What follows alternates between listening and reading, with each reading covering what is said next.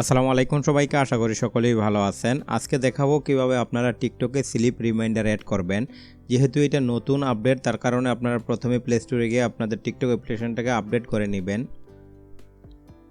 এখানে টিকটক লেখা সার্চ দিয়ে দেখবেন আপনাদের এটা এখানে আপডেট চাইতেছে কিনা। যদি আপনাদের টিকটক অ্যাকাউন্টে আপডেট আসে তাহলে এখানে আপডেট লেখা থাকবে, তো আপনারা এখানে ক্লিক করে আপডেট করে নেবেন।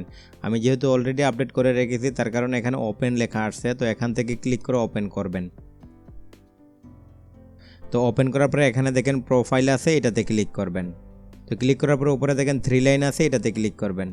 তারপরে এখানে দেখেন সেটিং অ্যান্ড প্রাইভেসি আছে, এটাতে ক্লিক করবেন। তারপরে এখানে নিচে আসবেন, এখানে দেখেন লেখা আছে স্ক্রিন টাইম, তো আপনারা এটাতে ক্লিক করবেন। ক্লিক করার পরে দেখেন এখানে স্লিপ রিমাইন্ডার লেখা আছে, এখানে দেখেন এটা অফ আছে, তো আপনারা এখানে অফে ক্লিক করবেন। করার পরে এখানে দেখেন এডিট স্লিপ টাইম, তো আপনারা এটাতে ক্লিক করবেন। করার পরে এখান থেকে আপনারা টাইমটা সেট করে দিবেন, আপনারা কটার সময় ঘুমাইতে যাইবেন ওই সময়টা এখানে অ্যাড করবেন। তো এখানে 9:30 অথবা 10:30 এইভাবে অ্যাড করে। AM আছে, PM আছে, তো আপনারা যদি PM এ সেট করতে চান তাহলে PM রেখা দেবেন, আর AM এ সেট করতে চাইলে এভাবে নিচে টান দিলে AM আসবে।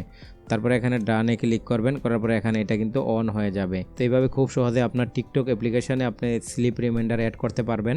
আশা করি ভিডিওটি আপনাদের ভালো লেগেছে। ভালো লাগলে চ্যানেলটিকে সাবস্ক্রাইব করবেন, লাইক, শেয়ার, কমেন্ট করবেন। ধন্যবাদ।